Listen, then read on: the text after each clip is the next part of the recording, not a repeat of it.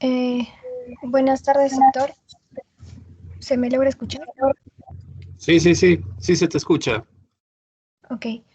Buenas tardes, doctor y compañeros. Hoy día vamos a presentar el seminario de hepatoesplenomegalia.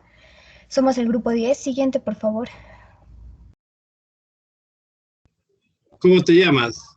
Sí, ahora ¿Quién va a ser el primero que se va a presentar? Lady Mariciele Vázquez Choque, doctor. Ya, ok, tú empiezas. Ok, Ujú. listo. Ya, bueno, eso es el temario. Siguiente, por favor. Bien, ese es mi nombre y yo voy a empezar hablando sobre la definición, fisiología y fisiopatología. Siguiente, por favor.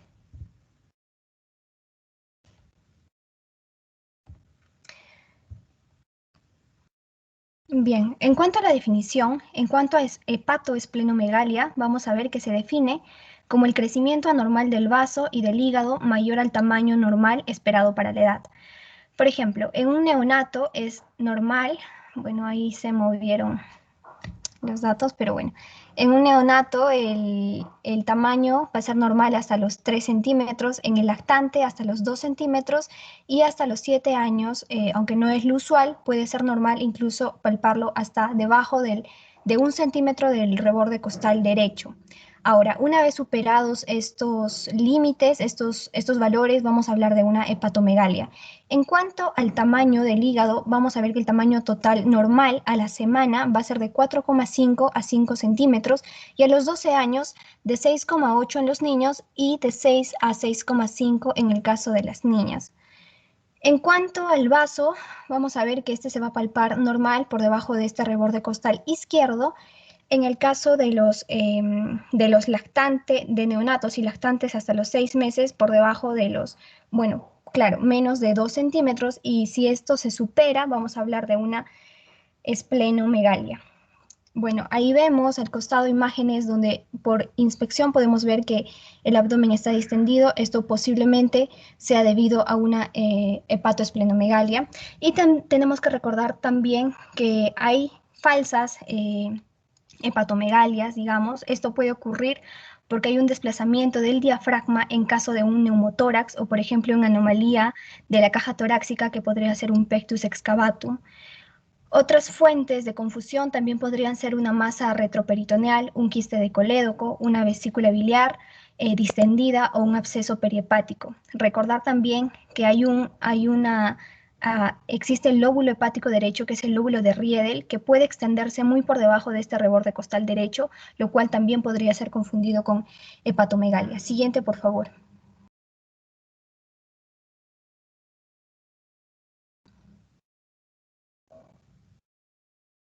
Bien, en cuanto a fisiología, vamos a ver que el hígado va a ser un órgano multifuncional de una fisiología compleja, entre las cuales se va a destacar que va a fabricar ciertas proteínas para este plasma o va a sintetizar para el plasma sanguíneo, ¿no? Por ejemplo, la albúmina, está también los triglicéridos, el colesterol, va a secretar bilis, va a sintetizar también lo que es los factores de coagulación, va a almacenar, por ejemplo, los azúcares, que es el glucógeno, transporta nutrientes, vitaminas, hierros, bilirrubina, eh, va a resistir las infecciones mediante una elaboración de factores de inmunidad, eliminación de estas bacterias por el torrente sanguíneo, va a depurar la bilis, incluso de los glóbulos rojos.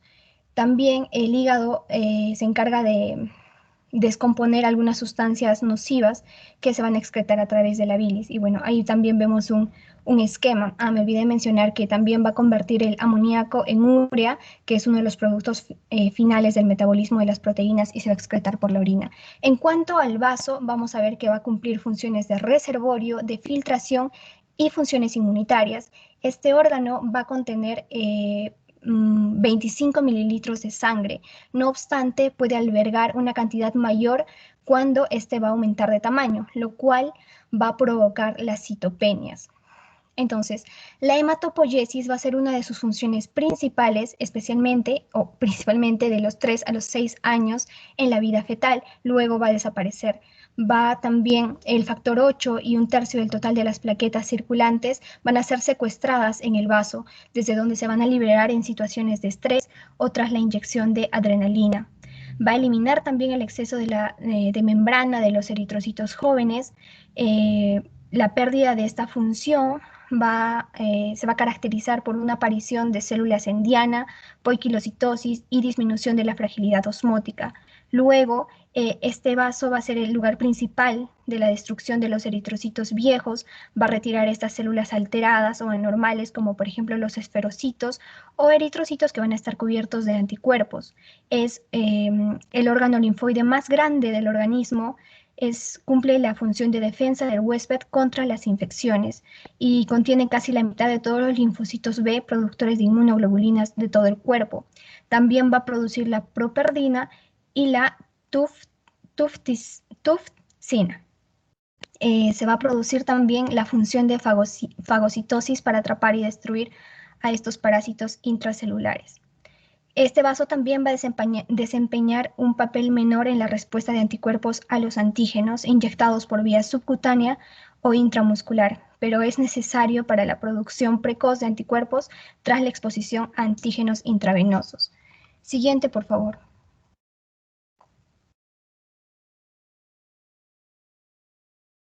Bien, entonces, en la hepatomegalia y en la esplenomegalia, estas funciones se van a ver alteradas. Según la fisiopatología, en el caso de la hepatomegalia, vamos a ver que el primer cuadro, bueno, ahí decía incremento del número o tamaño de las células hepáticas intrínsecas. Esto, por ejemplo, puede ser debido a un aumento en el depósito, por ejemplo, grasa, que puede ser provocado por obesidad en el niño, una enfermedad de Gaucher o deficiencia de la alfa-antitripsina, o puede ser este incremento debido a una inflamación, que puede ser vírica, bacteriana, debido a fármacos o sarcoidosis. En cuanto también puede haber un mecanismo que puede ser infiltración de células, por ejemplo, tumores benignos o malignos. En el caso de los niños, tenemos que destacar los malignos, que puede ser, por ejemplo, un linfoma, una leucemia, un neuroblastoma, un tumor de Wilms, o un hepatocarcinoma o un angiosarcoma. También puede deberse a un aumento del tamaño del espacio vascular, por ejemplo, por una insuficiencia cardíaca congestiva o membrana en la vena hepática. También puede deberse a un aumento del tamaño del espacio biliar, por ejemplo, una fibrosis hepática congestiva, enfermedad de Carol, obstrucción extrahepática. Puede deberse, otra de las causas que mencionan es, por ejemplo, una hepatomegalia de origen idiopático, que vendrían a ser las falsas hepatomegalias. En cuanto al vaso, estas esplenomegalias pueden deberse a, por ejemplo, lesiones anatómicas, que pueden ser quistes, amartomas, hemangiomas o linfangiomas. Puede ser también debido a una hiperplasia causada por enfermedades hematológicas, entre ellas las más importantes. Bueno, por ejemplo, tenemos una hemólisis aguda o crónica, una deficiencia crónica de hierro, una hematopoiesis extramedular. Puede ser también debido a infecciones bacterianas, virales, espiroquetas, ricketsias, micóticas o parasitarias. Puede ser también debido a enfermedades inmunológicas e inflamatorias como amiloidosis, síndrome de histiocytosis, debido a neoplasias malignas, entre la que está la leucemia aguda o crónica, linfoma, angiosarcomas, enfermedad de Hodgkin y metástasis. Y también puede ser debido a una alteración congestiva, por ejemplo, una insuficiencia cardíaca. Siguiente, por favor.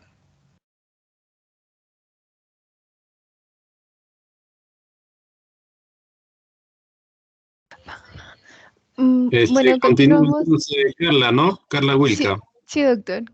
Bueno, continuamos con anamnesis. Siguiente, por favor.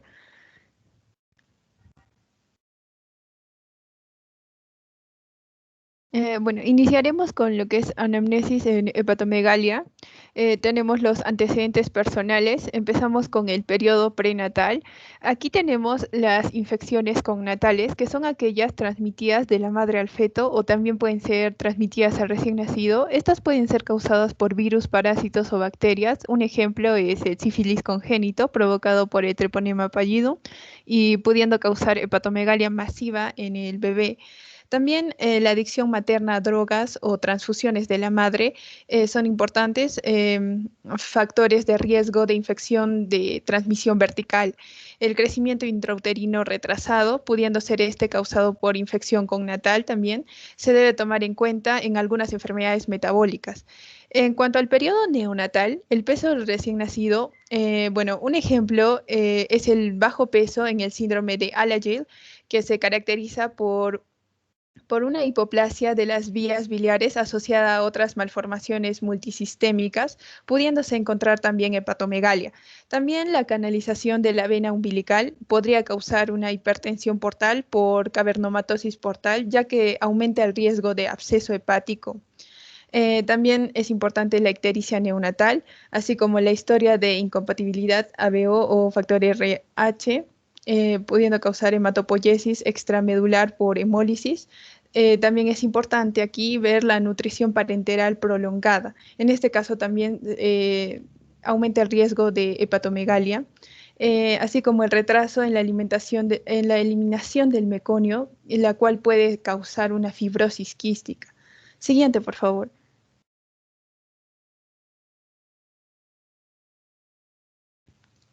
Ya. Bueno, también consideramos aquí el desarrollo psicomotor. Los antecedentes de convulsiones estará alterado en las metabolopatías. Un ejemplo es la galactosemia que cursa con hepatomegalia, así como también tenemos la enfermedad de Niemann-Pick, enfermedades peroxisomales, enfermedad de Gaucher, gangliosidosis. Todos estos van a cursar con hepatomegalia. También es importante ver si el paciente presenta plurito para sospechar de una colestasis, así como sangrado, epistaxis, sangrado digestivo, si hay presencia de hematomas sin traumatismo. Esto es importante como dato de insuficiencia hepatocelular o pancitopenia por proceso maligno. También es importante ver el calendario vacunal de los niños. También se hace una investigación de transmisión de infecciones si es que hubo antecedentes de algún viaje. También antecedentes de inmunodeficiencia, enfermedad inflamatoria intestinal con asociación a ambas patologías con colangitis esclerosante, así como el uso de fármacos relacionados con hepatomegalia, que ahí los tenemos. Siguiente, por favor. En cuanto a los antecedentes familiares, es importante ver la consanguinidad, la historia familiar de mortinatos o alteraciones neurodegenerativas, hepáticas o psiquiátricas. Todo esto nos puede sugerir una enfermedad metabólica, así como también es importante ver antecedentes de hepatitis víricas, en especial las hepatitis B y C, anemia hemolítica, enfermedades autoinmunes, hepatopatías crónicas, hipercolesterolemia, enfermedad renal, colecistectomía, ictericia o esplenectomía. Siguiente, por favor.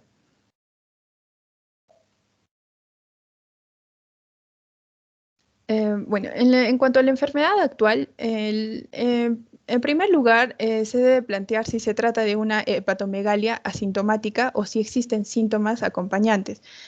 La anamnesis se debe orientar a la edad del paciente.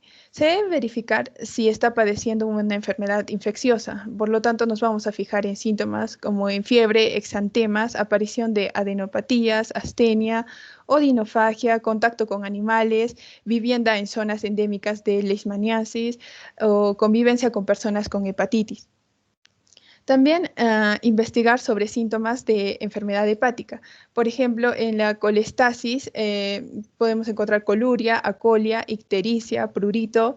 La existencia de ictericia con coluria nos va a indicar la disfunción hepática, así como que las heces acólicas son indicativas de obstrucción biliar o disfunción hepatocelular. En cuanto a insuficiencia hepática, tenemos lo que es la diátesis hemorrágica, hipoglucemia, encefalopatía. Tenemos que recordar que la clínica de encefalopatía en lactantes es inespecífica. Los padres pueden encontrar una actitud rara en el bebé o que éste se encuentre irritable. También el valor, tenemos que valorar la clínica de hepatitis aguda. El niño puede estar con anorexia, astenia, vómitos, febrícula, coluria o dolor abdominal en el hipocondrio derecho. Es importante interrogar sobre síntomas tumorales también, el malestar, astenia, palidez, distensión abdominal, una fiebre prolongada, pérdida de peso o cambio en el ritmo intestinal. Siguiente, por favor.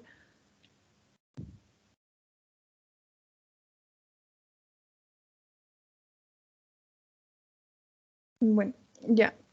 También debemos hacer una investigación de errores congénitos del metabolismo, que es importante sobre todo en recién nacidos y en lactantes. En el caso de recién nacidos, la presentación clínica suele ser grave y puede precederse por un periodo de normalidad de horas o días de duración.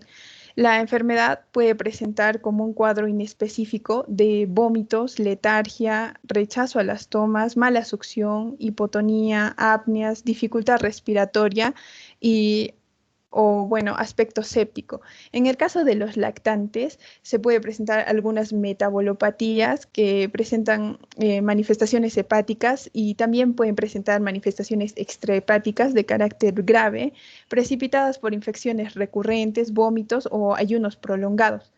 La presencia en el lactante pequeño de ictericia iniciada tras las 2 semanas de edad requiere una rápida evaluación para descartar una atresia biliar extrahepática. En cuanto al niño mayor y adolescente, tenemos que preguntar sobre viajes al extranjero, así como ingestión de moluscos o exposición a toxinas ambientales. El inicio de hepatomegalia aguda, que va a estar asociado con una ictericia en estos niños, va a sugerir una infección por virus de la hepatitis A. También es importante preguntar por antecedentes de traumatismo abdominal, ya que estos pueden desencadenar un hematoma hepático o esplénico.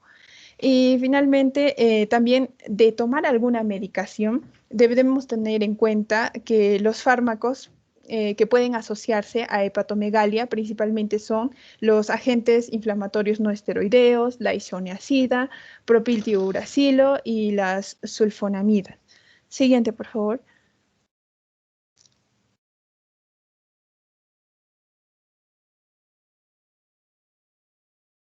Ya.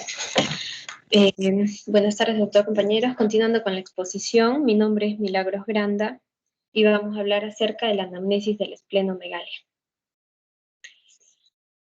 Vamos a dividirlo en 3 pilares: los antecedentes personales, los antecedentes familiares y la enfermedad actual. En cuanto a los antecedentes personales, vamos a hablar del periodo prenatal, que como ya se mencionó, la infección connatal es aquella que va a ser transmitida de la madre al feto. Un ejemplo tenemos que es la sífilis congénita, y esta va a causar una esplenomegalia al bebé. También la enfermedad de Chagas, que es una infección, como infección congénita ocurre hasta el 15% de los embarazos en mujeres que están infectadas, y cuando es sintomática, porque también puede ser asintomática, va a causar hepatomegalia, esplenomegalia, anemia y microcefalia. En cuanto al citomegalovirus, los síntomas clínicos también en el recién nacido va a ser lo que es una hepatoesplenomegalia,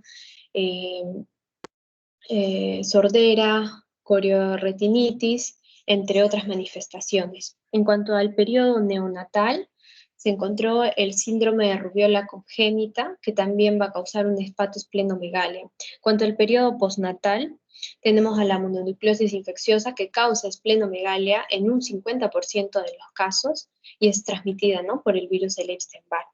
En cuanto al desarrollo psicomotor, tenemos enfermedades Niemann-Pick tipo C, de Gaucher, la gangliosidosis GM1 tipo 1, que son enfermedades raras, pero van a causar todas ellas esplenomegalia.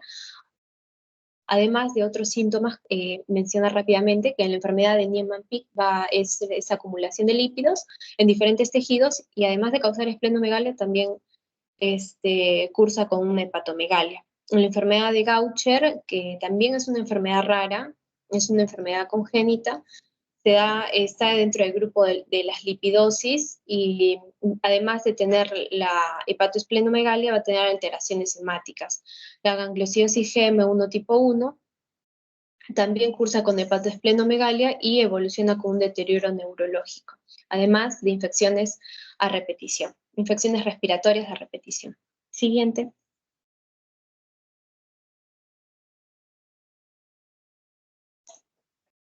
En cuanto a los antecedentes familiares, tener una historia familiar de mortinatos, anemias hemolíticas, enfermedades autoinmunes. Y en cuanto a la enfermedad actual, vamos a explicarlo con un cuadro. Siguiente, por favor.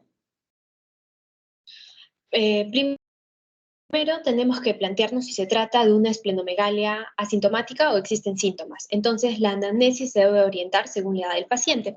Primero, vamos a ver que si tenemos que verificar si está padeciendo alguna enfermedad infecciosa.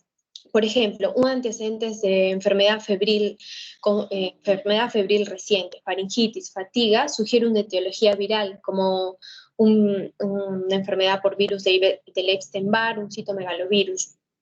También puede tener otras manifestaciones como fiebre, exantemas, aparición de adenopatías, astenia o tinofagia, ¿no? Interrogar sobre el calendario de las vacunas, si ha tenido contacto con animales o ha tenido viajes. También puede ser de las infecciones de etiologías bacterianas, como endocarditis, salmonelosis o etiologías como parasitosis. Ya, en cuanto enfermedades inflamatorias, a la cabeza está el lupus y tenemos que, para pensar en lupus, dentro de los síntomas está la fotosensibilidad, el vespertilio, la alopecia, poliartralgias y podemos estar sospechando de lupus. En otras enfermedades inflamatorias tenemos también la sarcoidosis, entre otras. En cuanto a las enfermedades idiopáticas, como vemos en el cuadrito, no son muy comunes. Por eso paso al siguiente punto, que son las citopenias, ¿no? Que son las hemólisis constitucionales, como hemoglobinopatías, hemólisis autoinmunes y hemopatías malignas. Para pensar en las hemopatías malignas, tenemos que observar y ver, ¿no? Si hay fiebre persistente, si tiene sudores nocturnos, si tiene pérdida de peso, disminución del nivel de actividad. Entonces, nosotras estamos pensando, podemos considerar enfermedades sistémicas como leucemia, linfomas o síndromes mieloproliferativos. En cuanto a los signos neurológicos, dismorfia y retraso estatural, tenemos a las enfermedades neurometabólicas, como ya les mencioné, la enfermedad de Gaucher, el Niemann-Pick tipo C, las mucopolisacaridosis, la enfermedad de Wolman. Si tiene dolor óseo, un síndrome extrapiramidal, un pico monoclonal, podríamos estar pensando en una enfermedad de Gaucher. En cuanto al hiperesplenismo e hipertensión portal, vamos a ver que son de diferentes tipos. Y mencionar además que en algunos casos que ya se conoce la presencia de una afección subyacente y el vaso puede volver a su tamaño normal cuando la enfermedad subyacente se controla, ¿no? Con una terapia adecuada. Esto sería todo, doctor, en cuanto a la anamnesis. Siguiente, por favor. Ok, sigan. Bueno, el examen físico, ¿me escuchan bien? Ya. Este punto, el ¿Qué punto más? de... No se te escucha mucho. Acércate más. Ya, ahora sí, doctor. Está mejor. Ya, mi nombre es Davis Zapaza Vilca y voy a explicar la parte del examen físico. Bueno, el examen físico, es importante, bueno, la antropometría, ¿no? Ya que estos pacientes tienen un compromiso en su crecimiento, sobre todo lo que es en este punto de la talla baja. Y bueno, con respecto al aspecto general, el retraso ponderoestatural puede indicar enfermedad hepática crónica y enfermedad metabólica. Ahora, en el neonato, el crecimiento intrauterino retardado también vamos a tener microcefalia, coriorretinitis y púrpuras que pueden sugerir infección connatal, ¿no? En la imagen vemos la figura de un paciente con glucogenosis y se observa en este paciente una talla baja respecto para su edad, ¿no? Y también obviamente presenta lo que es la hepatomegalia. Bueno, con respecto a lo de la piel y mucosas, verificamos dentro de lo que es la inspección, vamos a ver lo que es la ictericia y suele aparecer cuando la bilirrubina, como sabemos, es superior a los 12 miligramos por decilitro, que puede indicar enfermedad hepática o anemia hemolítica. La aparición de ictericia en conjunto con la hepatomegalia apunta a una inflamación o a una enfermedad crónica descompensada. La elevación de la fracción conjugada directa, ¿no? De la bilirrubina pone al niño en un grupo aparte de desórdenes que son mejor evaluados en el diagnóstico diferencial de la ictericia que en el de la hepatomegalia. Bueno, ahora, sin embargo, en el largo plazo la ictericia puede estar presente casi en cualquier hepatomegalia. y la presencia de palidez, petequias o hematomas sugieren pancitopenia en relación con un proceso linfoproliferativo. La presencia de exantemas también, ¿no? Fiebre y alteraciones faringes orienta hacia una infección viral. La linfadenopatía puede corresponder a una alteración viral o infiltrativa. El olor es especial también, nos dice la literatura, que los pacientes con hepatomegalia van a tener un aliento o un sudor especial, un olor especial característico, y el fallo del medro orientan hacia una enfermedad metabólica. Los hallazgos faciales, toscos, apoyan a la posibilidad de mucopolisacaridosis. Ahora, diversas anomalías también tenemos dentro de estas, las oftalmológicas, y nos pueden orientar a un diagnóstico como es el anillo de Kaiser, como ven en la imagen, Kaiser-Fleischer, que esto va a ser en la enfermedad de Wilson, ¿no? Son anillos, como en la flecha negra ven, son anillos de color dorado o dorado verdoso que aparecen alrededor de la córnea. Estos anillos aparecen cuando existe acumulación de cobre, ¿no? Esto vamos a tener en las hepatomegalias también. La presencia de dificultad respiratoria y o soplo cardíaco orientan hacia una insuficiencia cardíaca, que más adelante también les voy a explicar ese punto, o endocarditis bacteriana. Siguiente.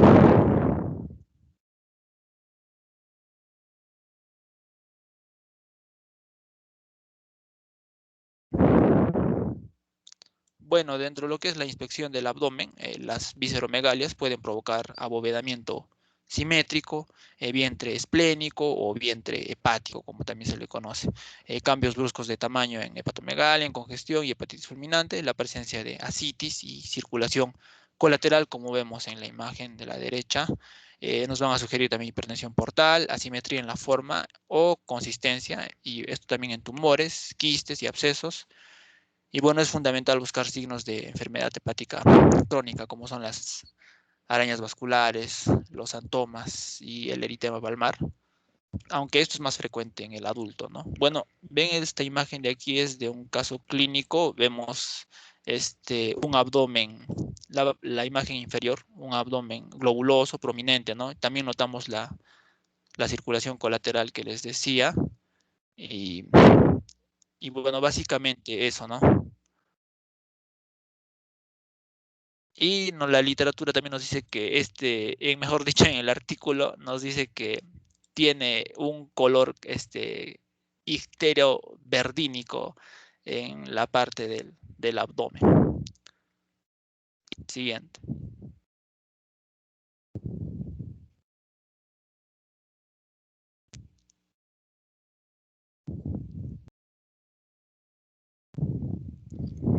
Siguiente. Adelante. ¿Quién sigue? ¿Quién sigue?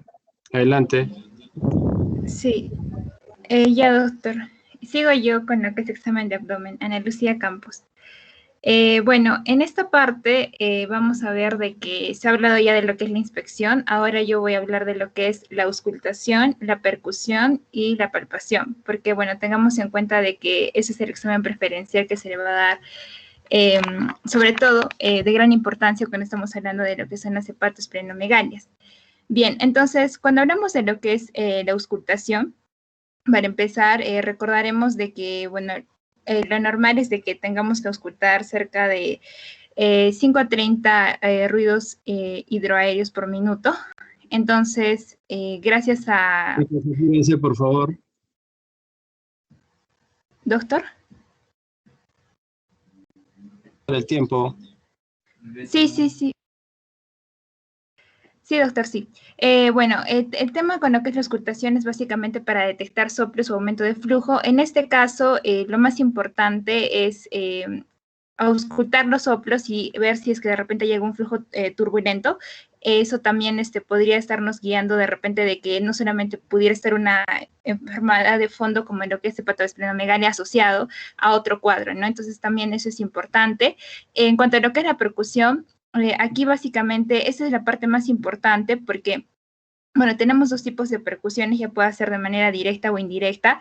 El tema básicamente se da en que tenemos que saber diferenciar, ¿no? A nivel de qué regiones vamos a escuchar determinados, ¿qué vamos a escuchar? Por ejemplo, hipocondrio derecho, recordamos siempre una matidez, y bueno, hipocondrio izquierdo, un timpanismo. Entonces, en el caso de que se tenga algunos cambios en la sonoridad de la percusión, eso vamos a ver de que puede tener muchas causas y por lo general puede ser por un aumento de la distensión abdominal. Si es que se viera esta distensión abdominal, podría ser básicamente por una hepatoesplenomegalia u otras causas, pero por eso es importante pasar a lo que es el siguiente paso, que es siguiente, por favor, la palpación. Recordemos de que en la palpación puede ser de manera superficial o puede ser profunda. En este caso, y para darle mayor realce, hablando de lo que es hepatoesplenomegalia, la palpación profunda es la más importante que podemos tener.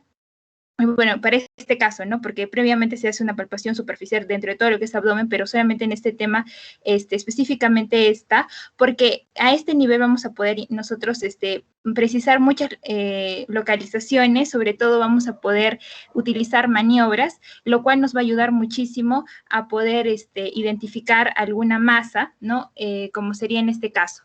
Bien, entonces, lo más importante es de que en lo que es la palpación, pues empezaré, porque le dividí en dos, palpación de lo que es hepatomegalia, y en la siguiente voy a hablar de lo que es esplenomegalia nada más. Bueno, en esta palpación de lo que es la hepatomegalia, básicamente tenemos que identificar y tener en cuenta cuáles son los parámetros de tamaño hepático, y eso lo vamos a determinar según el grupo etario. Como puse un cuadrito de ahí en la parte inferior, ese básicamente es, de acuerdo a los rangos de edad, hay lo que es una proyección hepática, que esto básicamente va a estar localizado por lo que es en los bordes superiores e inferiores. En general, nosotros sabemos de que se va a estimar que existe una hepatomegalia cuando haya valores superiores a 3.5 aproximadamente centímetros en neonatos, y hablando de niños a 2 centímetros. Entonces, eso vamos a poder obtenerlo mediante una palpación realizada por debajo de lo que sería el reborde costal derecho en lo que es la línea medio clavicular, y eso básicamente ya sería indicativo de una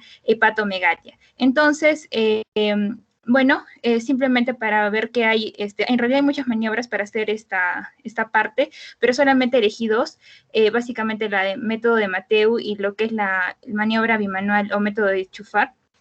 Bueno, en este caso, viendo de lo que es la primera, básicamente se va a referir a que vamos a tener que, bueno, no voy a explicar exactamente cómo se hace la maniobra, pero por lo general siempre se va a empezar a nivel de lo que es la fosa ilíaca derecha, y bueno, vamos a seguir todo lo que es la línea medio hemiclavicular hacia arriba, y vamos a ir deprimiendo todo lo que es la pared. Básicamente esta va a ser esto vamos a poderlo completar también con una palpación respiratoria, y básicamente aquí vamos a poder sentir una de las maniobras con las cuales se siente con mayor facilidad el hígado si estuviera aumentado de tamaño. En cuanto a lo que viene a ser la otra maniobra, que es la maniobra de Chufat, bueno, en este caso también vamos a utilizar, por ejemplo, lo que es la mano derecha, y aquí en este caso vamos a hacer una palpación monomanual de lo que es el hígado.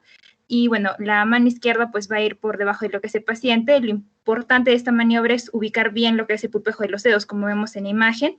Hay que ponerlos bien en lo que es el ángulo costomuscular derecho, por debajo de lo que sería la tercera costilla. Por debajo, perdón, de la 12ª costilla. Bien, entonces, lo más importante es eso. Y además de que con los pulpejos de los dedos, porque esta maniobra percibe básicamente el choque de lo que va a ser el borde hepático, y bueno, ahí tenemos esta imagen. Siguiente, por favor. Lo otro es hablar acerca de lo que es palpación de esplenomegalia. Con esto voy a terminar, porque nosotros aquí tenemos que recordar también de que tenemos básicamente ya dos maniobras nada más para recordar, porque si bien es cierto, bueno, hay muchas más, pero bueno, aquí solamente quise, estas son porque me parecieron mucho más interesantes, la maniobra de Nagel y la maniobra de Middleton.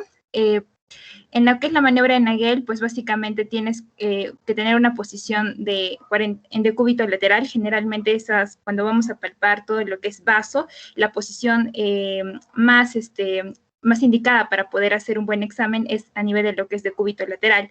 Entonces, vamos a ubicarnos nos vamos a ubicar en esa posición a 45 grados, apoyando con la rodilla, muy usada porque favorece lo que viene a ser el descenso del vaso.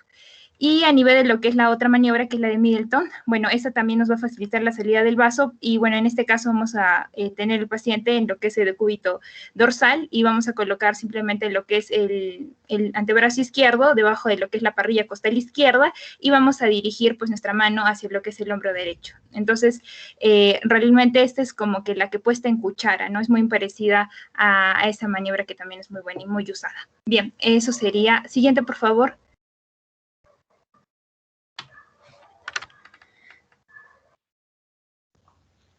Bueno, y en cuanto a los mecanismos etiológicos, vamos a pasar a explicar que existen 5 mecanismos etiológicos principales, ¿no? El primero de ellos sería la inflamación. Como causas tenemos las infecciones, entre ellas por virus, como la más importante sería la hepatitis. Tenemos bacterias, que nos va a dar la fiebre tifoidea, la endocarditis, la sepsis, la brucelosis. Por hongos, por parásitos, toxoplasma y Kala-Azar, que vendría a ser, o también llamado, ¿no? Así, que vendría a ser la leishmaniasis. Tenemos también toxinas, drogas, hepatitis autoinmune y colagenosis.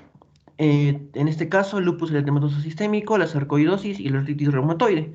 Otro mecanismo vendría a ser el depósito excesivo, y cuyas causas vendrían a ser el depósito excesivo de glucógeno, que nos va a dar la glucogenosis, la diabetes mellitus, la nutrición parenteral, las alteraciones del metabolismo de los hidratos de carbono. Tenemos también que se pueden depositar grasas y lípidos, como en la obesidad, en la enfermedad de Wolman, la enfermedad de Niemann-Pick, la enfermedad de Gaucher, la alteración de la oxidación de ácidos grasos y la mucopolisacaridosis. En metales tenemos la enfermedad de Wilson y la hemocromatosis, y en proteínas normales el déficit de la alfa-1 antitripsina. Tenemos también la infiltración celular, que va a ser por neoplasias, ¿no? El hepatoblastoma, ¿no? En este caso, neoplasias del hígado, hepatocarcinoma, el hemangioma, el endotelioma, el teratoma y la hiperplasia anular focal. Tenemos asimismo tumores, metástasis, leucemia, linfoma, neuroblastoma, tumor de Wilms. Asimismo tenemos quistes, ¿no? Como la poliquistosis hepática, los parásitos y los quistes esplénicos congénitos. También tenemos por hemofagocitosis, hematopoiesis extramedular, hemólisis, como en el caso de la anemia hemolítica. Y el otro mecanismo vendría a ser la congestión del flujo sanguíneo, que podría ser suprahepático o intrahepático o prehepático. También tenemos la obstrucción biliar, que puede ser extrahepática, como en el caso del liquiasis biliar, el quiste de colédoco, la atresia biliar hepática, y la intrahepática, que sería la atresia biliar intrahepática y la cirrosis quística. Posteriormente se explicará mejor cada uno de estos mecanismos. Siguiente, por favor.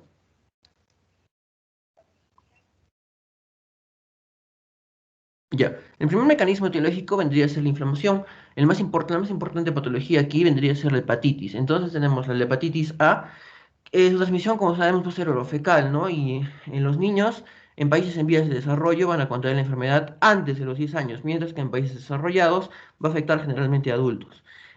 Vamos a ver en la clínica que puede ser aguda o fulminante. En niños es generalmente asintomática, pero si se presentan síntomas, va a haber anorexia, náuseas, vómitos, diarrea, puede haber coluria, hipocolia e ictericia. Además, dolor en el hipocondrio derecho con hepatomegalia. Y la sintomatología en niños siempre va a ser más leve que en los adultos. Esta enfermedad, la hepatitis A, no se cronifica y el diagnóstico vendría a estar dado por la inmunoglobulina M anti-VHA. Siguiente, por favor. Bien, vamos a ver también que tenemos la hepatitis B. En la hepatitis B, su transmisión va a ser por sangre y secreciones, asimismo también por transmisión vertical. Los niños infectados antes de cumplir 6 años son los que van a correr más riesgo de sufrir esta infección, en este caso crónica, ¿no? Tenemos 3 formas en la clínica, que vendría a ser la aguda, y la fulminante o la crónica. En la aguda, los principales síntomas tenemos que es cansancio, ictericia, náuseas y vómitos. En la fulminante, cuando la respuesta inmune es excesiva, va a provocar destrucción importante del hígado con una importante mortalidad. En la crónica, generalmente son asintomáticos y en pocos casos se asocia a fatiga y anorexia. Y el 1 o 10% puede presentar ciertas manifestaciones extrahepáticas. En este caso sí se va a cronificar la enfermedad, es mayor en niños pequeños, puede dar lugar a una cirrosis o un hepatocarcinoma. Y el diagnóstico va a ser por antígenos de superficie de la hepatitis B o anticuerpos frente al antígeno del core, ¿no? O PCR para el ADN del virus de la hepatitis B. Tenemos también que en el caso de la hepatitis C, rápidamente vamos a ver que la transmisión es por sangre y secreciones, por transmisión vertical. Va a ser más frecuente esta hepatitis en adultos. Y lo importante es que en la infancia la transmisión, la única vía va a ser, bueno, prácticamente la única vía es la transmisión vertical, ¿no? Tenemos que su clínica puede ser aguda o crónica, generalmente es asintomática y, bueno, no presenta manifestaciones hepáticas. En esta hepatitis sí se cronifica, puede dar lugar a una cirrosis o a un hepatocarcinoma. En el diagnóstico tenemos que va a ser mediante el anticuerpo para el virus de la hepatitis C y la PCR para el RNA de este virus. Siguiente, por favor.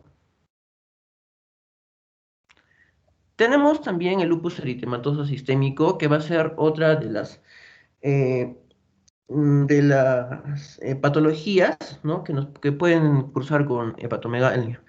Tenemos, bueno, o hepatosplenomegalia, ¿no? En niños, que la forma de presentación, la evolución clínica y los hallazgos inmunológicos se van a diferenciar poco de los adultos. Las formas de lupus eritematoso sistémico pediátrico van a ser más graves que las de la población adulta. Tenemos que el 20% de pacientes con el lupus va a debutar en edad infantil, con un pico de incidencia en los 12 años, siendo infrecuente antes de los 5 años de edad. El diagnóstico básicamente se hace con esos criterios revisados para la clasificación de lupus, en los cuales tenemos el eritema malar, el rash discoide, la fotosensibilidad, las úlceras orales, las artritis, las cuales deben ser no erosivas y en 2 o más articulaciones periféricas, con inflamación, rabia sinovial o dolor a la palpación. Serositis, que puede ser pleuritis o pericarditis. Tenemos la nefropatía, con proteinuria persistente superior a 0,5 gramos por día o mayor a 3 cruces, si no se ha cuantificado, o cilindruria, ¿no?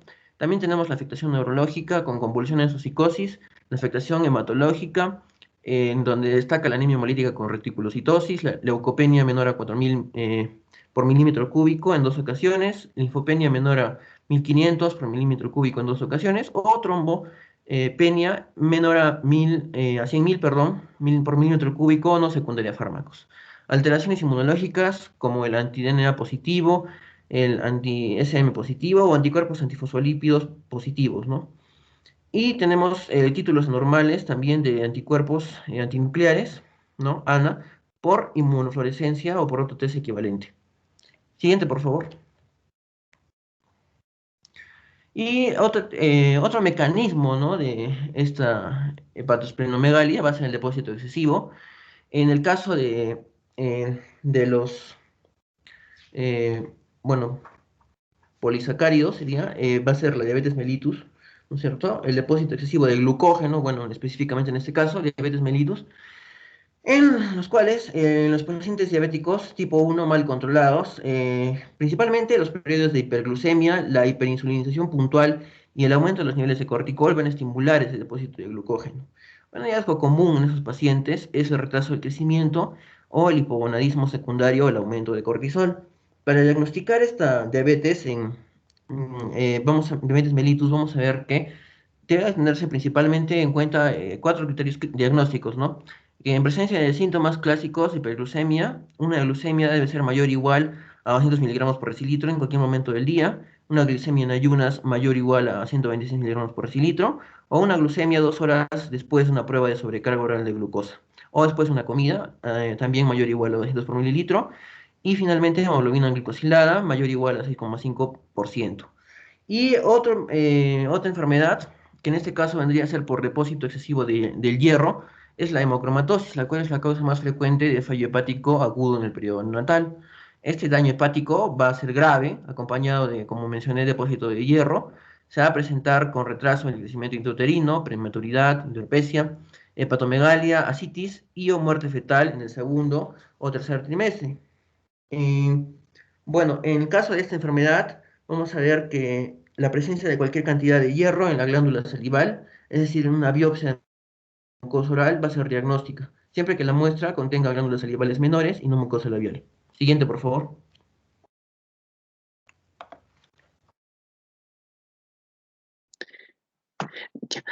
Bueno, vamos a continuar con los siguientes mecanismos de lo que es la hepatomegalia. Continuamos con lo que es la infiltración celular, que es el tercer mecanismo. Bueno, soy Clara Condori, doctor, Clara Condori. Este Sigue, es el sigue, no hay problema. tercer mecanismo, que es la infiltración celular, y justamente vamos a desarrollar el tema de hepatoblastoma porque es de importancia, ¿no? En referencia al curso.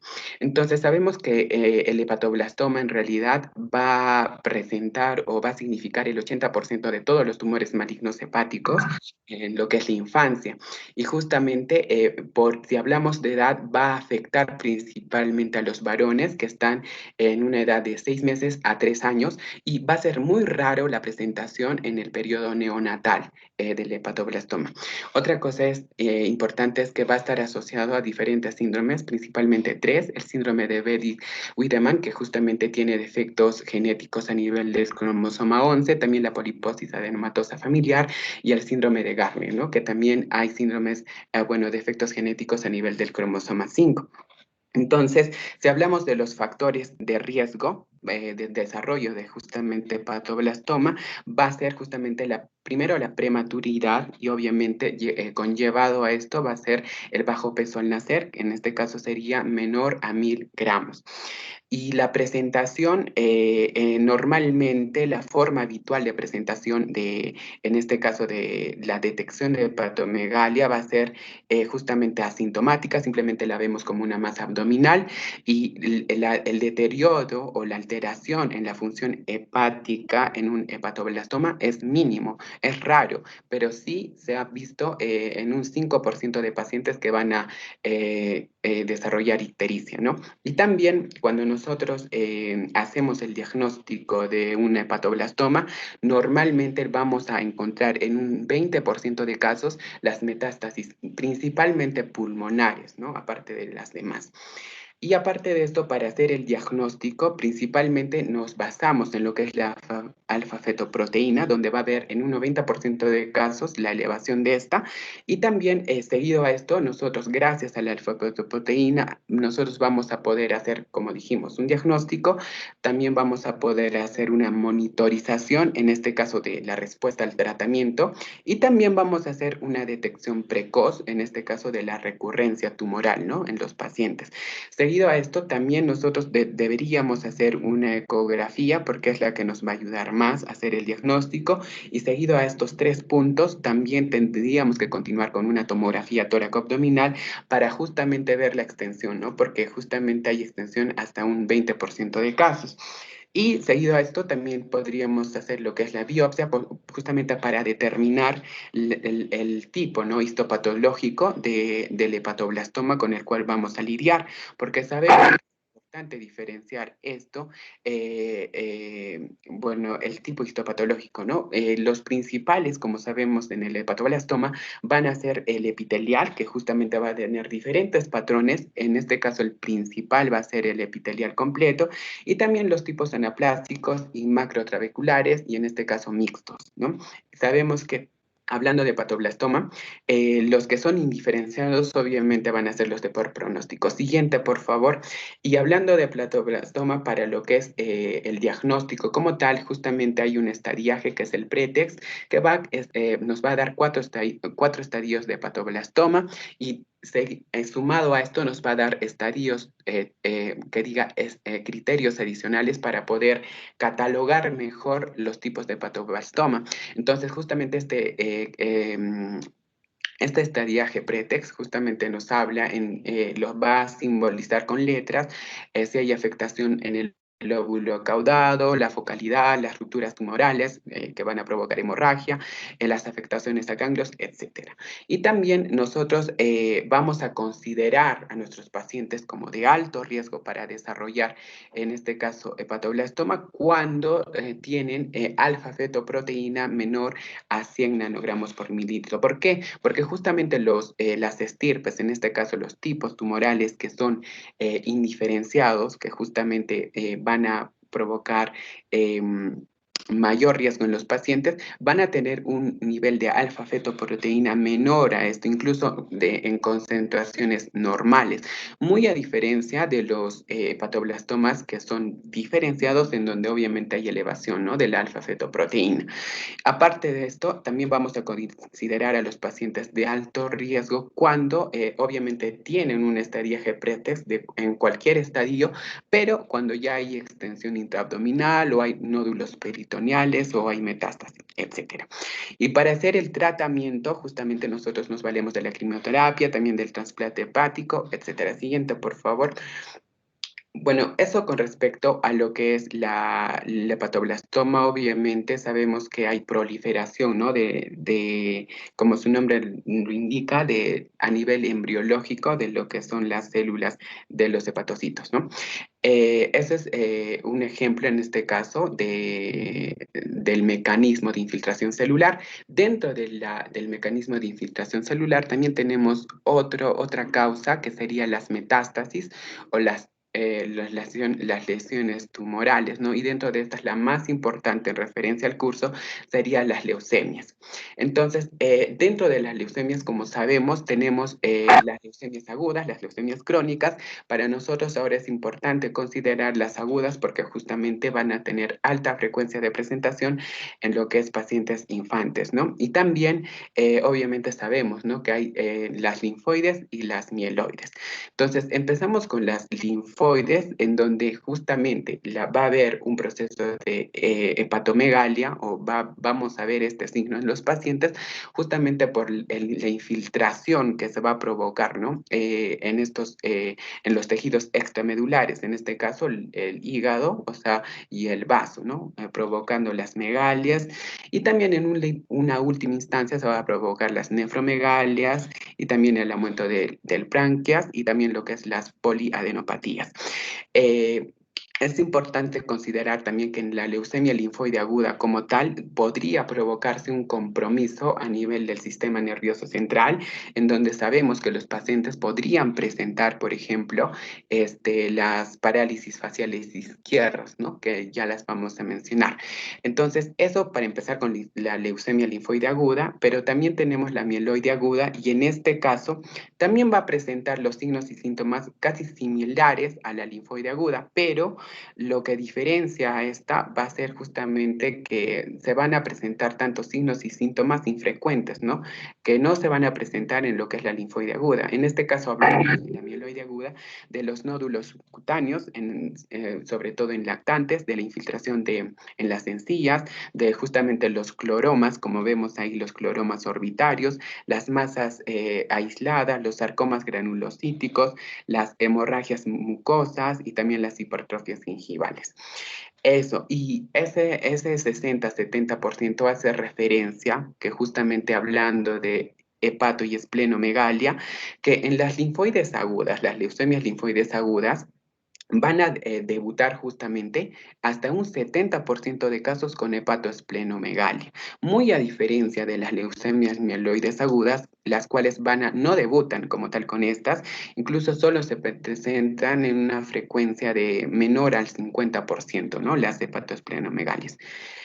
Siguiente, por favor. Obviamente es importante considerar el origen, la etiología justamente de las leucemias, que obviamente se provoca por alteraciones a nivel de protooncogenes y también la activación de oncogenes que finalmente van a provocar, ¿no?, un aumento de la proliferación, se va a detener la diferenciación normal y justamente se va a inhibir la apoptosis. Eso en la diapositiva anterior. Pero bueno, continuamos y en este caso ya vemos lo que es la clasificación de las leucemias. Hay la clasificación FAB, en este caso de Clara, un favor, más resumido, porque no es una teoría solo de la leucemia, ¿no? Tenemos otras etiologías.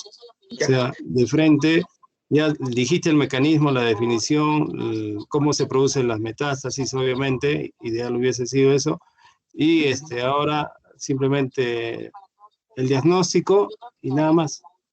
Cómo se hace el diagnóstico y punto. Ya, doctor. Bueno, entonces continuamos. Esa es la clasificación FAB bueno, tanto para leucemias linfoides agudas y mieloides. Siguiente, por favor. Y nosotros vamos a hacer ya el inicio del diagnóstico justamente con las características clínicas que se van a presentar en ambas, ¿no? Principalmente la palidez y fiebre es la que se va a presentar como síntomas y como signos vamos a ver principal en la leucemia linfoide aguda las adenomegalias, como dijimos, en un hasta 80% de casos con las esplenomegalias y hepatomegalias.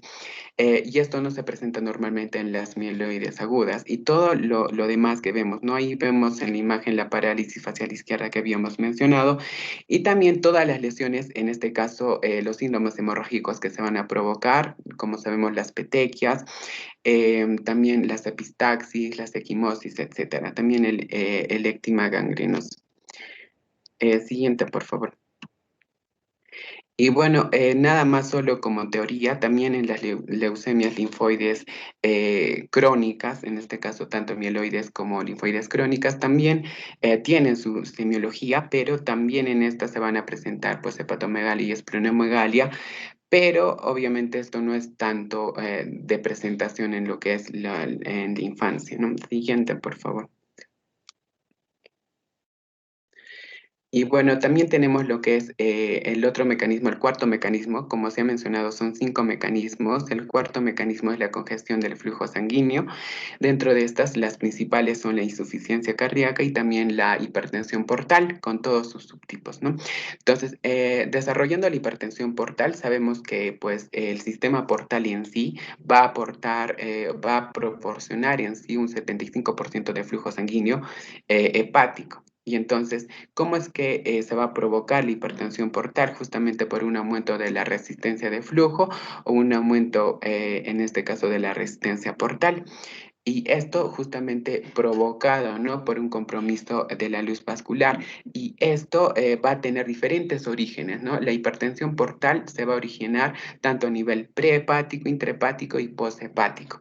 Pero definiendo la hipertensión portal es necesario saber que la presión normal portal va a ser de 1 a 5 milímetros de mercurio, y si hablamos de una hipertensión ya hablamos presiones mayores a 6, pero la presión significativamente clínica o las clínicamente significativas van a ser justamente las presiones mayores a 10, donde ya podríamos observar varices esofágicas, y si tenemos presiones mayores a 12, ahí ya podría presentarse, ¿no? Las hemorragias, en este caso por las varices esofágicas que se presentan.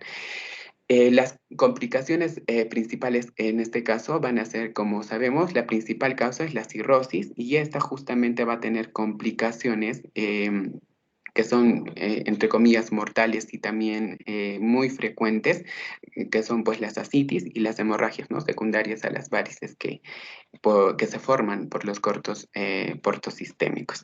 Y también es importante mencionar que el efecto patológico mayor justamente va a ser en base al desarrollo de las colaterales, ¿no? De los shunt que llamamos, y esto justamente se va a provocar por esa conexión que hay, ¿no? En el sistema venoso portal con la circulación sistémica, y esto justamente lo hacen por vía de miócitos, venas intercostales, diafragmáticas, etcétera, pero sí acá es importante mencionar que solamente las de causa intrahepática, o sea, las hipertensiones portales intrahepáticas van a conllevar a que se dilaten, ¿no? Las venas umbilicales o periumbilicales, y estas pues van a provocar lo que llamamos, ¿no? La cabeza de medusa. Siguiente, por favor. Y en este caso acá vemos la tabla donde pues nos da a conocer la etiología en lo que es niños de la hipertensión portal. En un hígado cirrótico, obviamente la cirrosis es la principal causa de hipertensión, y dentro de estas tenemos las colestasis, las justamente postnecróticas, cuando hay infecciones no controladas, las hepatitis, las metabólicas y las idiopáticas. Y también tenemos en un hígado no cirrótico, que son las que hemos mencionado, que las vamos a desarrollar a continuación. Siguiente, por favor. Acá nada más lo que hemos mencionado de los shunts portosistémicos que van a aumentar el retorno venoso, que justamente también van a disminuir la postcarga y con el aumento del gasto cardíaco. Es importante mencionar estas dos fases que se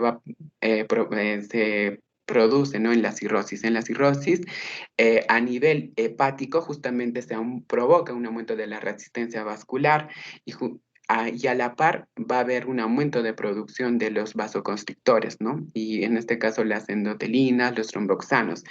Muy antagónico a esto, a consecuencia de la hipertensión portal provocada por esta cirrosis, se provoca, como sabemos, la vasodilatación arteriolar esplácnica y esta justamente va a provocar una expansión del volumen vascular, va a haber una vasodilatación tanto esplácnica, tanto así que se libera bastante óxido nítrico y esto provoca una vasodilatación sistémica, ¿no? Y esto provoca una hipotensión arterial.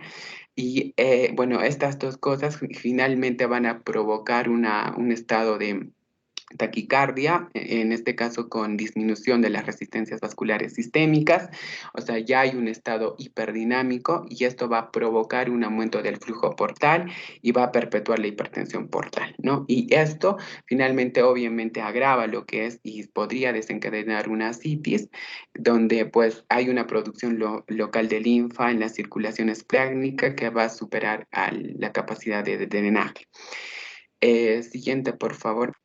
Y nada más para ya hacer un resumen de todo lo que es la etiología de la hipertensión portal, tanto a nivel prehepático, poshepático e intrahepático, ¿no?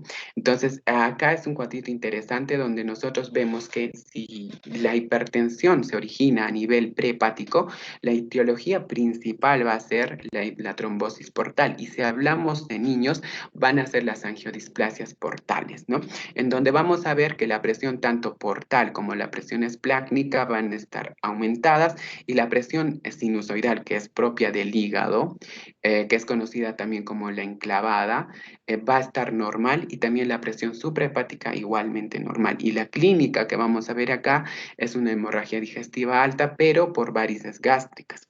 En el caso de una hipertensión presinusoidal, las de origen presinusoidal, pero intrahepática, principalmente tenemos como etiología la hipertensión portal idiopática, la fibrosis y principalmente en este caso la esquistosomiasis, ¿no? Y en este caso también solo hay el aumento de la presión portal y de la esplénica, lo demás está normal y por eso es que también se provoca en base a los shunts que se han provocado las hemorragias digestivas altas, pero en este caso ya por varices esofágicas. Y nada más los dos últimos, las dos últimas etiologías serían cuando hay un origen sinusoidal intrahepático, en este caso la principal, ¿no? En todo sería la cirrosis, donde sí ya hay aumento de la presión portal, la presión esplénica y también la presión sinusoidal, ¿no? Porque justamente hay procesos de fibrosis en la cirrosis y esto justamente va a provocar en la clínica, aparte de las hemorragias digestivas altas, también ya se provoca, ¿no? La ascitis, incluso una encefalopatía hepática. Y lo último ya es la postsinusoidal, que también es de baja frecuencia de presentación, que es el Budd-Chiari, ¿no? En donde hay también, en este caso, obstrucciones a nivel de las venas suprahepáticas y en este caso hay aumento de las presiones tanto portal, esplénica, en sí de todas las presiones, de la presión del mismo hígado de los capilares sinusoidales y también de aumento de la presión suprahepática libre, ¿no? Y eso principalmente va a desencadenar una ascitis. Obviamente todas estos subtipos van a originar y van a estar acompañados, ¿no? De una hepatomegalia y esplenomegalia. Eso sería. Siguiente. Está bien, Clara. Continúen. Bueno, mi nombre es David Zapasa Vilca. He expuesto hace rato la parte del examen físico, pero esta parte voy a puntualizar solo lo que nos compete. Bueno, con respecto a la congestión del flujo sanguíneo, la insuficiencia cardíaca, para priorizar la principal causa de la insuficiencia cardíaca en recién nacidos y en el lactante durante el primer año de vida son las cardiopatías congénitas, ¿no? Y bueno, en el recién nacido de pretérmino, la persistencia del conducto arterioso va a ser la va a ser la más frecuente dentro de lo que es la insuficiencia cardíaca. Y en el recién nacido de término tenemos como principales patologías productoras de esta insuficiencia a la transposición de grandes vasos y el síndrome de hipoplasia de cavidades izquierdas. Bueno, en lactantes, en orden de frecuencia, tenemos la comunicación interventricular, las miocardiopatías, como la fibrostastosis del subendocardio y la miocarditis viral aguda. Bueno, en el grupo escolar, como principales causas, están la fiebre reumática y las valvulopatías, siendo la más frecuente la insuficiencia mitral, las miocardiopatías, la endocarditis bacteriana subaguda y las arritmias severas. Todas estas patologías van a terminar en lo que sabemos que es al final en el bajo gasto cardíaco, en la insuficiencia cardíaca como tal, ¿no? Siguiente. Bueno, con respecto a la fisiopatología, para ser lo más puntual todavía, como ya hemos mencionado, la elevada sensibilidad del hígado va a ser sensible a los cambios hemodinámicos, ya que debido a su alta actividad metabólica y, como sabemos, posee dos sistemas vasculares, ¿no? Lo que es la arteria hepática y la vena porta. Y bueno, el drenaje venoso se establece a través de las venas hepáticas y de la vena cava inferior, que al no tener válvulas se va a generar una transmisión directa del aumento de las presiones del llenado del corazón derecho sobre el hígado. Una de las manifestaciones de la insuficiencia cardíaca, aún en sus formas leves, es la hepatomegalia. Y bueno, el hígado va a tener una estrecha relación con la aurícula derecha y el ventrículo derecho, ¿no? Y frente a los cambios hemodinámicos que trae la insuficiencia cardíaca. Y bueno, básicamente, va a aumentar la poscarga, va a haber un desorden, ¿no? El débito cardíaco va a aumentar, va a haber un aumento del retorno venoso y por consiguiente va a traer como resultado una congestión venosa sistémica, y como resultado de esta congestión venosa sistémica vamos a tener signos, lo que es la ingurgitación yugular. Ahora, esto en los niños no vamos a notar mucho porque la ingurgitación yugular tienen un cuello corto los niños, ¿no? No se va a notar. Y como tal también vamos a tener la hepatomegalia, ¿no? Como resultado de esta congestión venosa sistémica. Y bueno, el diagnóstico de la hepatopatía congestiva se puede definir a través de 4 criterios, que es la enfermedad cardíaca estructural que genera falla ventricular derecha. Tenemos los signos y síntomas de insuficiencia cardíaca derecha, que es como ya les dije, la ingurgitación yugular, el reflujo hepatoyugular, hepatomegalia, edemas, ascitis. Y bueno, la elevación de los marcadores séricos también, ¿no? De colestasis, la fosfatasa alcalina, las bilirrubinas. Y bueno, el hígado es muy distendible en el niño, por lo tanto la hepatomegalia es un hallazgo frecuente. El edema periférico es poco frecuente. Cuando está presente, se indica, ¿no? Cuando está presente se indica que es insuficiencia cardíaca muy avanzada, y el exceso en la ingesta de sal también vamos a tener, la hipoalbuminemia, problemas renales asociados, ¿no? Siguiente. Bien, en cuanto al quinto mecanismo etiológico es el de obstrucción biliar, bueno, el cual básicamente es un bloqueo que se produce a nivel de los conductos que transportan la bilis desde el hígado hasta la vesícula biliar y luego al intestino. Bueno, sabemos que la bilis ayuda a la digestión de grasas para que éstas puedan absorberse, ¿no? A través del tracto digestivo. Entonces, cuando se produce una obstrucción, ¿no? A nivel al flujo biliar, sabemos que este es uno de los mecanismos de la hepatomegalia en algunas identidades como son la atresia biliar, los quistes de colédoco, lo que es la colelitiasis, la fibrosis quística y algunos tumores de localización hepática, biliar, pancreática y duodenal. Y bueno, a continuación yo mencionaré algunas de las patologías que acabo de mencionar. Siguiente, por favor. Bueno, en cuanto a lo que es la litiasis biliar, bueno, la definimos como la formación o presencia de cálculos a nivel justamente de los conductos de la vía biliar, ya sea intra o extrahepática, y esta va a ocasionar justamente una obstrucción al flujo biliar, puede ocasionar infecciones o también, igual manera, un impacto, ¿no? A nivel, una pancreatitis por impacto del cálculo a nivel del esfínter de Oddi. Ahora, se considera que es una patología poco frecuente en lo que es la edad pediátrica, pero que generalmente la han asociado a enfermedades hemolíticas, ¿no? En cuanto a su prevalencia, se dice que es entre el 0,13 al 0,22%. Esta puede aparecer a cualquier edad. Se dice que la prevalencia es similar en ambos sexos, pero que al aumentar la edad esta va siendo mucho más frecuente en el sexo femenino. En cuanto a la etiopatogenia, se dice que existen diferentes factores étnicos, genéticos y ambientales que pueden favorecer justamente la formación de este cálculo. Pero la mayoría de los casos son idiopáticos, ¿no? Pero también se pueden relacionar, como ya dije, lo que son las enfermedades hemolíticas, también puede estar relacionado a lo que es nutrición parenteral, prematuridad, enfermedad de Crohn, resecciones ciliares, síndrome de Down, fibrosis quística y bueno, y entre otras patologías más. En cuanto a las características clínicas de la litiasis biliar, se dice que en los niños puede ser asintomática, detectándose de forma casual en lo que son las ecografías o radiografías. De igual manera, en el lactante, las manifestaciones clínicas no suelen sugerir una afectación de esta vía biliar, pero sobre todo por la escasa especificidad de los síntomas, pero ya un pequeño porcentaje de estos puede presentar manifestaciones más sugestivas, como puede ser dolor intenso de tipo cólico localizado lo que es en el hipocondrio derecho, también puede ir acompañada de vómitos, síntomas vegetativos, puede irradiarse al hombro y también a la escápula derecha. De igual manera, por la misma obstrucción, ¿no?, que se va a producir a nivel biliar, la aparición de ictericia es lo que nos va a sugerir esto, y también puede aparecer fiebre si es que hay una infección. Las complicaciones que se pueden presentar en estos casos son la colecistitis aguda y una colangitis, y el diagnóstico se va a establecer mediante la clínica o la exploración física que le hagamos al paciente, mediante los estudios de imagen, dentro de los cuales encontramos la ultrasonografía, la cual es la más sensible y específica técnica de imagen para detectar justamente la presencia ya sea de barro biliar o lo que son los cálculos, los cuales se van a visualizar como una imagen hiperecogénica, y también de igual manera las pruebas de función hepática que se pueden encontrar alteradas, como son las enzimas de fosfatasa alcalina, las transaminasas y eso. Siguiente, por favor. Bien, la otra patología que también por obstrucción de la vía biliar es la atresia biliar, la cual es una obstrucción completa o parcial de la vía biliar que se va a producir durante los primeros 3 meses de vida. Esta va a ocurrir justamente cuando estas vías biliares que están dentro o por fuera del hígado van a estar estrechas, bloqueadas, o cuando van a estar ausentes, como se ve en la imagen. La atresia biliar se dice que es la causa más frecuente de muerte por hepatopatía en la primera infancia y va a ser la responsable del 50-60% de los trastornos hepáticos en los niños. Entonces, como ya mencioné, esta es la ausencia congénita o infradesarrollo, es por eso que la llamamos atresia biliar.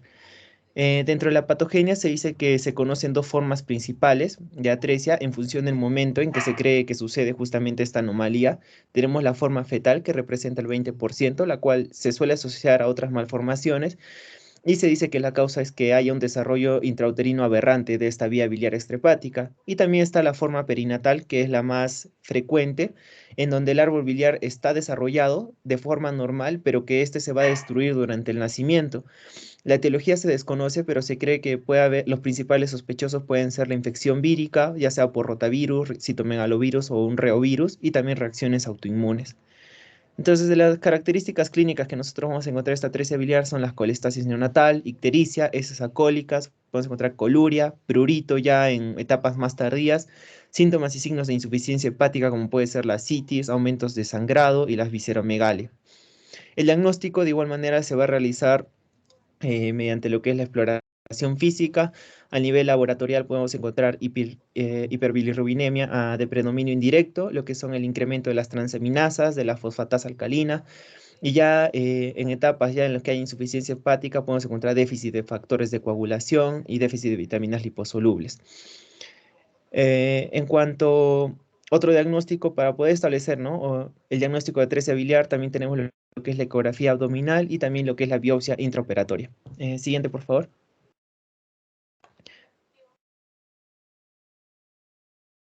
Bueno, continuamos con las causas de hepatomegalia según edades en niños. Siguiente, por favor. Yo soy Leslie Mamani. Bueno, les presento en sí esta tabla.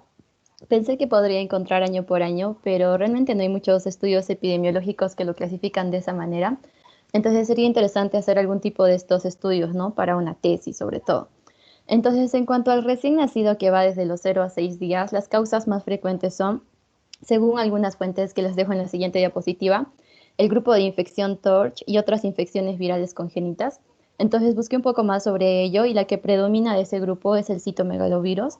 Estas fuentes son de Estados Unidos y Brasil, por lo que definitivamente tendrá variaciones según el lugar del estudio. Para el siguiente grupo etario encontré también un artículo en el que exactamente se estudió el perfil etiológico y clínico en niños entre 1 mes a 15 años. En total fueron 150 los niños con hepatoesplenomegalia estudiados. En general, es decir, en todo el grupo, la causa más frecuente fue por infecciones, entre ellas malaria, hepatitis, tuberculosis, dengue, y la segunda causa más frecuente fue de etiología hematológica. Pero según otros estudios, en este grupo etario, la causa más frecuente sería la talasemia, es decir, de causa hematológica. pero cabe recalcar nuevamente que todo esto va a estar sujeto a variaciones geográficas. En niños de 2 a 6 años, la causa más frecuente es debido a infecciones. En sí leí sobre un artículo en África donde predomina lo que es la malaria y la esquistosomiasis, y pues tendríamos que hacer algún estudio aquí en Perú, ¿no? Donde sabemos que la forma más grave de malaria va a ser producida por el Plasmodium falciparum. En el Perú esta enfermedad es principalmente endémica en Loreto, Piura y Tumbes. La malaria, en cambio, por Plasmodium vivax se distribuye en todo el país, observándose casos esporádicos en los valles de la costa sur, de Ica y Tacna. Bueno, después tenemos los otros dos grupos etarios que son de 6 a 12 años y de 12 a 18 años. ¿Puedes pasarle diapositiva, por favor? En la que la causa más frecuente de este grupo sería lo que es la hepatitis viral. En la siguiente. Y en sí, esto lo encontré también en un artículo y entonces averigüé en sí porque me dio curiosidad sobre la frecuencia de hepatitis en Perú en niños y adolescentes. Siguiente diapositiva, por favor. Y aquí se quería determinar lo que es la frecuencia de hepatitis A en Lima, Arequipa, Piura, Cajamarca e Iquitos. Fue un estudio grande con 1.721 niños y adolescentes de 1 a 15 años y la frecuencia de serología positiva global fue hasta del 50%, siendo menor para la ciudad de Lima y la mayor para la ciudad de Iquitos con un 68%. Entonces la seropositividad fue mayor en el grupo de 10 a 15 años, ¿no? Siguiente, por favor. Y eso sería en cuanto a esas causas más frecuentes. Y bueno, ahí les dejo todos los artículos que yo busqué.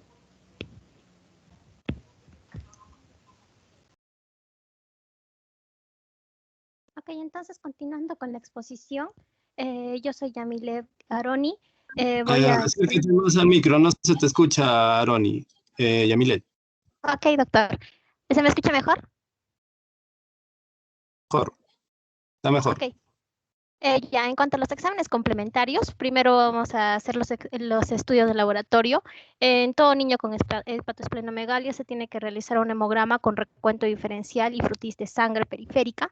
En este hemograma se pueden manifestar signos de anemia hemolítica, de pancitopenias o presencia de células blásticas que pueden ser sugerentes de procesos linfoproliferativos. También la existencia de linfocitosis con linfocitos estimulados sugiere un síndrome mononucleósico. Puede haber presencia de reticulocitos, que puede ser por hemólisis. También se debe hacer exámenes de velocidad de sedimentación, coagulación para ver la actividad de la protombina, el tiempo de cefalina, el fibrinógeno, las plaquetas, gasometría y glucemia, una bioquímica de la función renal con creatinina, urea, iones, el perfil lipídico en donde estudiamos el colesterol, LDH, triglicéridos. En caso de que la LDH esté aumentada, puede ser por hemólisis también. En cuanto a la bioquímica del perfil hepático, esta nos va a dar datos de necrosis, de colestasis y de síntesis del hígado. Entonces, el daño hepatocelular en los datos de necrosis se caracteriza por un aumento de las aminotransferasas. En los datos de colestasis, la elevación de la bilirrubina conjugada, de la fosfatasa alcalina y de la gamma-glutamil transpeptidasa sugieren una afectación hepática con patrón colestásico, pero hay que tener en cuenta que en la colestasis también se produce un daño hepatocelular, por lo que puede haber también aumento de aminotransferasas y se puede confundir con necrosis debido a que los patrones se solapan. En cuanto a los datos de síntesis, los datos de insuficiencia hepática son la hipoalbuminemia y la hipoglicemia. Otros datos que tenemos que tener en cuenta es que la hiperbilirrubinemia indirecta sugiere una enfermedad hemolítica. La disminución de la actividad de la protombina puede deberse a una mala absorción de la vitamina K debido a colestasis o a disminución de la síntesis hepática. Otros exámenes que se hacen son enzimas musculares, CPK aldolasa, o serología de virus que afectan directamente al hígado, como el virus de la hepatitis A, B, C, el virus de Epstein-Barr para la mononucleosis, el VIH y el citomegalovirus. En cuanto a los parásitos en heces, buscar fasciolitis o equinococos. También se debe hacer un examen sistemático de orina, de sedimento y urocultivo, esto más que todo en recién nacidos y lactantes. Y hay otros exámenes de laboratorios como el examen con cloro en sudor y examen de la médula ósea, pero estos son necesarios de acuerdo a la hipótesis diagnóstica que se tenga. Siguiente, por favor. En cuanto a los estudios histológicos, bueno, el más importante que se realiza en la hepatomegalia es la biopsia hepática por punción. Esto para estudiar la histología del parénquima hepático y detectar si existe algún tipo de material de depósito. Y también nos va a informar los grados de la lesión hepática y el proceso de la etiología que es responsable de esta hepatomegalia. Además, se realiza junto con un estudio enzimático, pero como en ocasiones el material obtenido por la punción no es suficiente para esta determinación enzimática, se puede realizar una biopsia con laparoscopía con visualización del hígado macroscópica y una biopsia dirigida. Siguiente, por favor. Otros estudios histológicos que se hacen son biopsias de médula ósea, muscular, de piel y de glándula salival. Estos de acuerdo a la hipótesis diagnóstica inicial que tengamos. Por ejemplo, en la biopsia de médula ósea, si es que sospechamos de alguna enfermedad hematológica, de procesos linfoproliferativos, de leishmaniasis, de un síndrome hematogofcítico, y de algunas enfermedades de depósito como la enfermedad de Gaucher o la enfermedad de Niemann-Pick. Una biopsia muscular es si se sospecha de una enfermedad mitocondrial, una biopsia de pieles en caso de que se sospeche de una enfermedad de Gaucher, de Niemann-Pick, de Wolman, depósito de ésteres de colesterol y trastornos de glicolación. En cuanto a la biopsia de la glándula salival, se realiza ante la sospecha de una hemacromatosis neonatal. Siguiente, por favor. Bien, yo soy Adriana Guaranca, voy a continuar con la exposición. Entonces, cuando nosotros tengamos una sospecha de hepatosplenomegalia, previamente con una evaluación clínica donde hemos analizado la anamnesis, los antecedentes, el examen físico y ya con la bioquímica que van a ser los exámenes de laboratorio que ha mencionado mi compañera, la principal técnica de imagen que vamos a utilizar va a ser la ecografía Doppler, puesto que esta nos va a aportar información cómo va a ser el tamaño de la estructura, algunas masas sólidas o quísticas menores de 1 centímetro de diámetro. También va a permitir definir la anatomía biliar, detectar de esta manera cálculos o barro biliar. Y en base a estos datos que vamos a obtener, vamos a poder dirigir el estudio a la realización de otras técnicas diagnósticas e incluso terapéuticas. Entonces, vemos en este diagrama prácticamente que después de la ecografía Doppler, si encontramos una hepatomegalia difusa, podemos posteriormente realizar una biopsia hepática. En caso de encontrar una lesión focal, podemos pasar a hacer lo que es la tomografía. Esta va a ser una técnica superior, puesto que va a detectar lesiones focales mucho más pequeñas, tumores, quistes, abscesos. En caso de que sean tumores, va a poder permitir definir la extensión de este tumor. Luego, en caso de que haya una alteración en la vía biliar o extrahepática, se puede utilizar esta guía que es una gammagrafía, también la colangiografía. Esta colangiografía nos va a permitir visualizar mejor el árbol biliar, de manera que se va a poder definir mejor la causa, la extensión e incluso el grado de obstrucción biliar. Entonces va a ser el método por eso de elección para el diagnóstico de una atresia biliar en el neonato, por ejemplo. Y bueno, posteriormente también se puede pasar a realizar la biopsia. Y en el caso de que haya una hipertensión portal, puede ser prehepática, puede ser intrahepática, suprahepática. En caso de que sea prehepática, podemos pasar a realizar una angiografía. En caso de que sea una intrahepática, se puede realizar una biopsia. En caso de que sea suprahepática, una biopsia y una angiografía. Siguiente, por favor. Bien, aquí tenemos las medidas normales en lo que es el hígado y el vaso en las ecografías. En este caso de las medidas normales del hígado, a nivel de la línea medio clavicular según la talla. Esto lo vamos a ver, como dice acá, en base a la talla, dependiendo del niño, en centímetros, y también nos va a dar la longitud en centímetros de que va a ser el hígado normal. Si está pasando estos parámetros normales, pues estaremos hablando de una hepatomegalia. Luego tenemos las dimensiones del vaso, pero en este caso según la edad. Aquí podemos ver desde los 3 meses hasta los 12 años, y el límite normal superior. Si está superando estos límites, pues también estaremos hablando de una esplenomegalia. Y bueno, también acá un dato interesante es que en una ecografía la relación entre el vaso y el riñón va a ser, riñón izquierdo va a ser igual, entonces vamos a encontrarlos casi del mismo tamaño. Siguiente, por favor. Bueno, acá quería mostrarles solamente algunos ejemplos. Por ejemplo, en caso de patologías infecciosas. En la primera imagen podemos observar una niña de 3 años que presentaba pancitopenia y fiebre, tenía una candidiasis. En la imagen podemos observar lo que es una ecografía Doppler, color, en la que se observa el vaso con esplenomegalia y también la presencia de algunas lesiones hipoecoicas. En la segunda imagen es un niño de 5 meses que presenta una leishmaniosis. En este encontramos también, es una ecografía también de vaso y se presenta una esplenomegalia también con lesiones hipoecoicas. Y en la tercera imagen observamos un niño de 4 años de edad que presentaba una hepatitis aguda infecciosa. En este caso se puede observar un hígado con hepatomegalia. Siguiente, por favor. Este es un hepatoblastoma. El caso es de un paciente masculino de 12 meses de edad que en el examen físico se le palpó una masa a nivel del hemiabdomen derecho.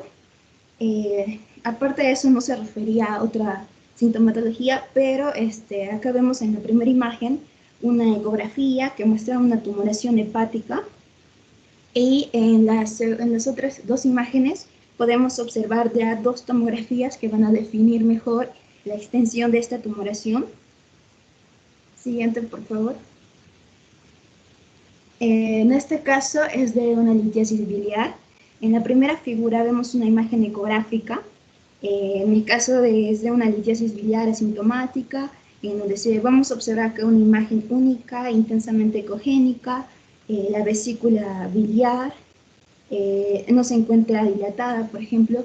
En la siguiente imagen observamos una colangiografía. En este caso, la vía biliar intra y extrahepática se encuentran dilatadas como consecuencia también de esta obstrucción por la litiasis y adicionalmente se va a observar un defecto de llenamiento distal en el colédoco. Bueno, para concluir nuestra exposición, como hemos estado explicando, la hepatosplenomegalia va a tener diversas etiologías, por lo que su manejo también va a ser diferente y va a ser independiente dependiendo de la causa, ¿no? Así que el tratamiento también va a depender de la causa a fondo. Siguiente. Eso sería todo, gracias. Ya, ok. Está todo, ¿no es cierto?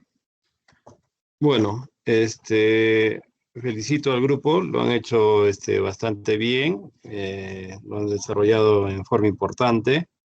Lo único que, así como lo han hecho bien, me hubiese gustado que también la presentación en el extenso sea de la misma forma, ¿no? Bueno, todavía estoy esperando tanto la presentación oficial, que no está completa, al menos en la mañana, y el extenso también en forma completa, como debe ser. Todavía tienen plazo hasta mañana, ¿ya? Y mañana ya obviamente pasaré las notas con las 2 cosas. ¿Sí? Sí, doctor, mañana se le enviaré todo completo, el Word y todo el material. Ya, mañana, entonces, ¿hasta qué hora los espero?